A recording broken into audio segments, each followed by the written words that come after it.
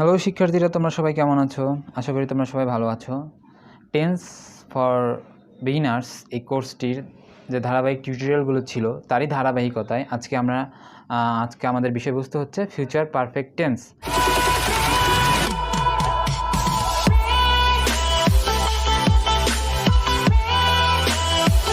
এখন future perfect tense অর্থ কী? এর অর্থ হলো পুরোঘটিত ভবিষ্যৎকাল। ফিউচার পারফেক্ট টেন্স কাকে বলে? এটা হলো ভবিষ্যতে একটি কাজের পূর্বে আরেকটি কাজ সম্পন্ন হয়ে থাকবে এরূপ বুঝালে তাকে ফিউচার পারফেক্ট টেন্স বলে। এর স্ট্রাকচারটা কি? এর স্ট্রাকচার তোমরা একদম ডাইরেক্ট এখান থেকেই তোমরা বলতে পারো। স্ট্রাকচারটা আমি একটু এখানে সহজ করেই বলছি। দেখুন, এখান থেকে তোমরা দেখো, দুইটি পূর্বে বলছে, তার মানে দুইটি ঘটনা হয়েছে। দুইটি ঘটনার কি হবে? যেটি আগে ঘটবে সেটির ক্ষেত্রে কি হয়? ফিউচার পারফেক্ট টেন্স হয়। ফিউচার পারফেক্ট টেন্স যেমন এটার কি হয়? প্রথমে হলো সাবজেক্ট হবে, তারপরে পার্সন অনুযায়ী শ্যাল হ্যাভ অথবা উইল হ্যাভ বসে। আমি তোমায় আগেই বলছিলাম কোন পার্সনের সাথে শ্যাল এবং কোন পার্সনের সাথে উইল এগুলো বসে। তারপরে কি বসবে? ভার্ব অনুযায়ী পাস্ট পার্টিসিপল ফর্ম, মানে ভার্বের তৃতীয় নাম্বার ফর্ম বসে। সেন্টেন্স হলো দুই প্রকার, একটা হলো অ্যাফার্মেটিভ সেন্টেন্স, একটা হলো নেগেটিভ সেন্টেন্স। একটা হলো হা বোধক এবং হলো একটি না বোধক। তো হা বোধকের ক্ষেত্রে কীভাবে স্ট্রাকচারটা হয়? সাবজেক্ট প্লাস শ্যাল হ্যাভ অথবা উইল হ্যাভ বসবে, তারপর মূল ভার্বের past participle form plus extension. এটা হলো অ্যাফার্মেটিভের ক্ষেত্রে। যদি আমি না বোধক বলি, না বোধকের সময় কী হবে? Subject plus shall have, subject plus shall অথবা উইলের পরেই নট বসবে, তারপরে হ্যাভ, তারপরে মূল ভার্বের past participle form plus extension.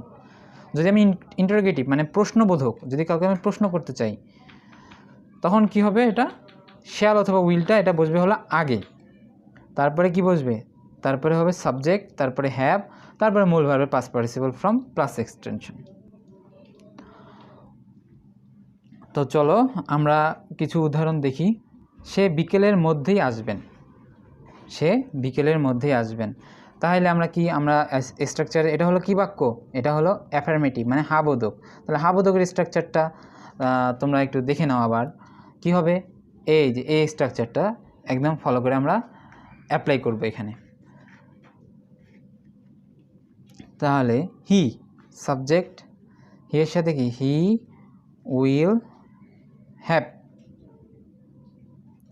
He will have. Verb কোনটা? আসা, কাম। কামের পাস্ট পার্টিসিপল ফর্ম কামই হয়। He will have come by the afternoon.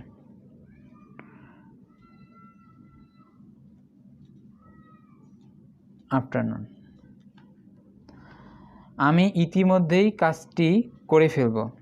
আমি ইতিমধ্যেই কাজটি করে ফেলব। এটা কি হবে? I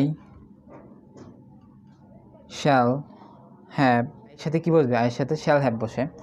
I shall have done the work.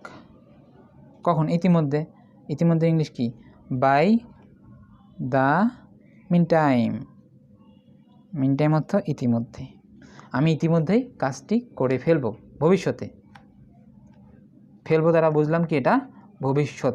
যেমন আসবেন, এখন আসে নাই মানে ভবিষ্যতে আসতে পারেন, মানে আসবেন।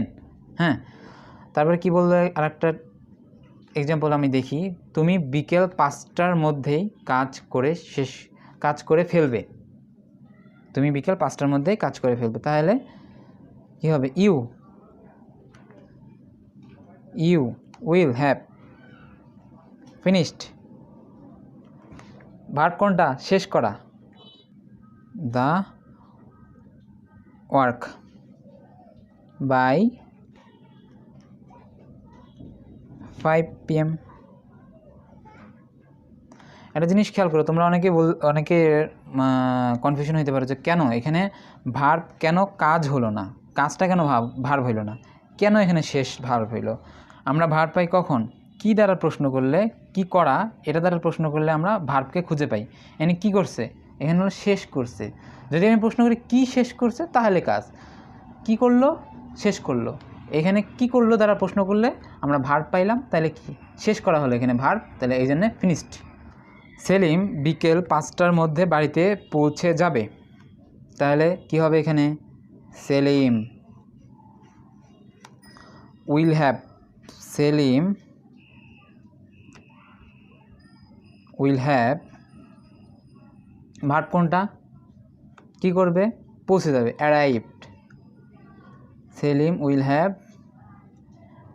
Arrived home by 4 PM। Selim বিকেল 5টার মধ্যেই বাড়িতে পৌঁছে যাবে। ইন্টারোগেটিভের স্ট্রাকচারটা দেখে নাও আবার এক নজরে। শ্যাল উইল, তারপরে সাবজেক্ট, তারপরে হ্যাভ, তারপরে মূল ভার্বের past participle form plus extension. তাহলে আমি কি বলবো, আমি, সাবজেক্ট হলো আমি সাথে কি বসে শ্যাল, তাহলে শ্যালটা যেহেতু আমি প্রশ্ন করছি তাহলে অক্সিলারি ভার্বটা সামনে আসবে, shall I have done the work by, ইতিমধ্যে, by the mean time.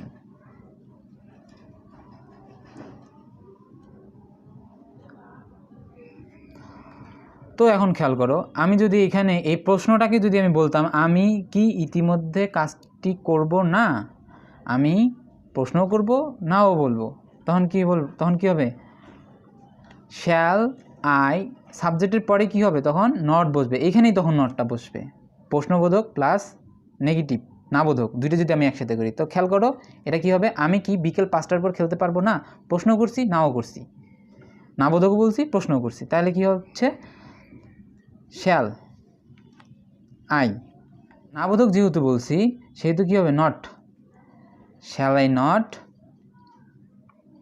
Have, shall I not have played, তার কয়টা 5 PM। তো এখন দেখো আমি এই যে এক্সাম্পলগুলো দিলাম, এক্সাম্পলগুলোর মধ্যে কি কি আছে, একটা হলো অ্যাফার্মেটিভ বললে আমরা কিভাবে করব, নেগেটিভ বললে কিভাবে করব, ইন্টারোগেটিভ বললে কিভাবে করব, এবং নেগেটিভ ইন্টারোগেটিভ বললে কিভাবে করব, মানে প্রশ্নবোধক আর নাবোধক দুইটা একসাথে থাকলে আমরা কি করব, প্রশ্নবোধক ও নাবোধক দুইটা একসাথে থাকলে আমরা করব হলো শ্যাল অথবা উইল আগে বসাবো, তারপরে সাবজেক্ট, তারপরেই নট, তারপরে হবে হ্যাভ, তারপরে মূল ভার্বের পাস্ট পার্টিসিপাল ফর্ম, তারপর যা আছে সব। আর এই স্ট্রাকচারগুলো আমি 3টি আলাদা আলাদা করে দিছি তোমাদের বোঝার সুবিধার্থে। আশা করি তোমরা ভিডিওটি বুঝতে পেরেছো। যদি ভিডিওটি কোনো জায়গায় বুঝতে না পেরে থাকো তাহলে তো তোমরা অবশ্যই ভিডিওর কমেন্ট করে জানিয়ে দেবে যে তুমি এই ব্যাপারটা বুঝতে পারো নাই, তাহলে আমরা অবশ্যই তোমাকে তোমার প্রবলেমটা সলভ করে দেওয়ার চেষ্টা করব। তো ভিডিওটি যদি তোমার ভালো লেগে থাকে অবশ্যই তোমার বন্ধুদের সাথে শেয়ার করবে, এবং তোমার কোনো মতামত থাকলে তুমি তা কমেন্টে জানাবে। তো আজকে এই পর্যন্তই, ভালো থাকো।